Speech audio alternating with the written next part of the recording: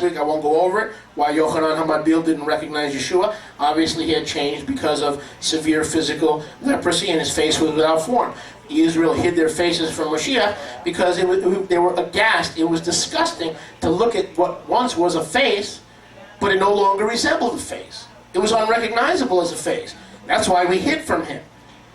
He was carrying something that was so obnoxious and ugly and ghastly that we would run. And whenever he showed up, we would run from his face.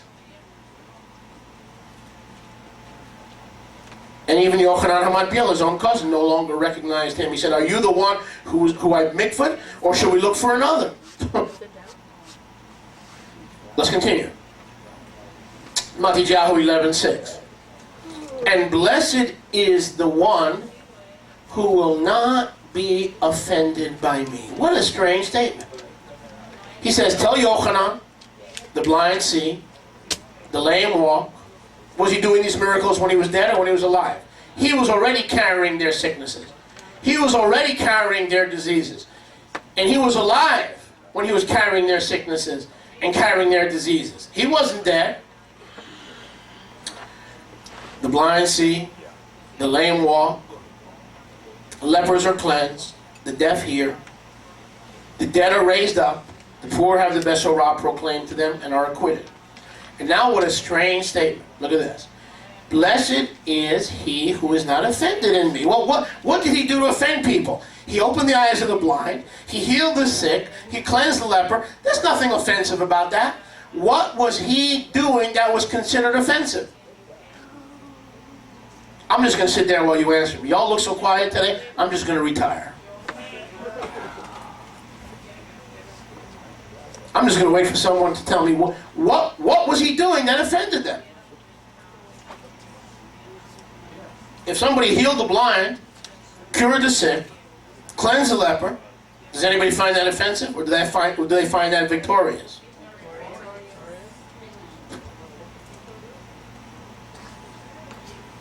So what was offending everybody? Rostro. Say it again. The way he was. Figura. His face. Look. Say it again, Moshe. His physical appearance. What was offending everybody? If you want to heal the blind in my family, you won't offend me. If you want to raise my dead grandfather, Baruch Hashem Yahweh. You want to raise all those who were lost and didn't believe in Yeshua and have gone to the lake of fire, are going to the lake of fire, and you want to stop them and raise them and preach the Besorah to them? Go ahead. Please, Father. Go right ahead. What was Yeshua doing that caused his cousin and his cousin's ambassadors to be offended? His appearance. That's right. They were offended by his appearance. Just like Yeshayahu said, he was so marred and disfigured and beyond deformed. He had no form nor comeliness that we should desire him. He was not deformed, Bruno. He was not deformed. He was without form. Can you imagine his love for us? So he gave us the possibility of healing. He became without form to give us the hope of healing. Emotional, physical, and spiritual healing. And that's why he made this outrageous statement. When they sent ambassadors to say, are you the one who should come or should we look for another? He said, hey, blessed is he who is not offended by me. Now notice here in verse 5, he cleansed the lepers. That's how he got leprosy. He cleansed the lepers. But more than that, he healed others, but chose not to heal himself. Blessed are those who are not offended by this challenging and plain truth. I'll say that again. Blessed is anyone who is not offended by this plain and challenging truth that he cleansed lepers, but he maintained himself as the leper scholar. That doesn't offend me. You know why it doesn't offend me? Because it's true. And Yeshua said, blessed are you who's not offended in this message. Isn't that what he said? Isn't that what he said? That's exactly what he said. And how many people over the internet And how many people who don't understand this, they're offended. Oh, he's holy, he's blameless, he's spotless. You know, this can't be. No, you're right, it can't be. You're right, it cannot be. That's the magnificent out-of-this-world love that this world cannot give you. It's agapeo love. It's a love that doesn't need to be reciprocal. It just loves.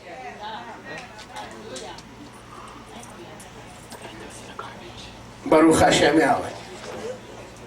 Can I understand that the only body in the history of mankind that looked like a human body, that had no sin, no mark, no disease, carried all the disease so that it had no form? Can I understand it? Never. Not in this lifetime. Now I get, not until I go to be with Yahweh can I understand that. But yet that's what, but yet Matthew says this has been fulfilled by his life. Not only by his death. Go with me to Luke chapter 4. We're going to go quickly. Luke chapter 4. Is anyone enjoying? Amen. Other than Darrell. Is anyone enjoying? Amen. Luke chapter 4 verse 27. Many lepers were in Beit Yisrael in the time of Elisha the Navi. And none of them was cleansed except Naaman the Aramean. Naaman. And all those in the synagogue, when they heard these things, were filled with anger. Does anybody get that? Here they got this leper scholar who gets up on Shabbat, teaches Torah, has a disgusting, disfigured form that is not even recognizable because he keeps going around and touching folks that he ought not be touching. That transfer of leprosy doesn't come to him because it has to, because he chooses to. And he has the chutzpah to get up on Shabbos and to read from the Torah in public. And they said, yeah, they said that. I'm going to use the B word, but I won't do it because I want to keep etiquette and decorum. They accused him of being a mamzer. You know what a mamzer is? Starts with a B-A-S. And not only are you a mamzer, illegitimate child, look at you. And you're going to tell us about healing and gospel and kingdom and Besorah, and you're coming to bring healing to Israel? Look at you. You can't even heal yourself.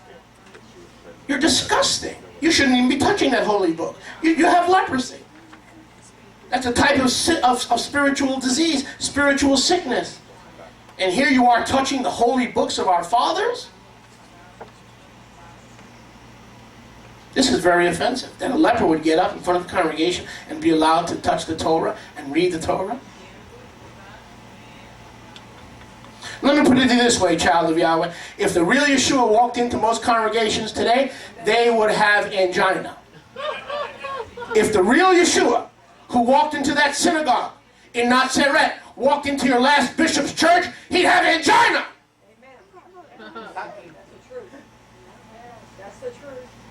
Because you cannot recognize him. Now, sure, it's easy. Turn to Revelation, Gilead, chapter 1, and you see the Son of Man high and lifted up in his new glorified body. Sure, now, that's the one we want to fall in love with. But are you willing to fall in love with the one who didn't even look like a body that was prepared by the Father? He looked like a bunch of flesh waxing sore with open wounds. And that's why Job was a type of Yeshua. Job carried leprosy in his flesh, and Job was healed when he made himself a sacrifice for others. The worms destroy this body of mine, Job said in 19:24 and 25. In my flesh I shall see Yahweh. Even though this leprosy kills my flesh, in my flesh I shall see Yahweh. For I know that my Redeemer lives, and in the last days he shall stand upon the earth, and the worms destroy this body of mine, yet in my flesh, Job 19:24 and 25, I shall see Yahweh. Somebody give him praise in the house of Yahweh today. Baruch Hashem Yahweh. Many lepers. So they're saying, this is what Yeshua was saying in Luke 4:27. There were thousands of lepers in Beit Yisrael in the time of Elisha Hanavi. And none of the Israelites were cleaned from leprosy except Naaman the Aramean. And all those in the synagogue, when they heard these things, were filled with wrath. What were they angry about? He's saying, just be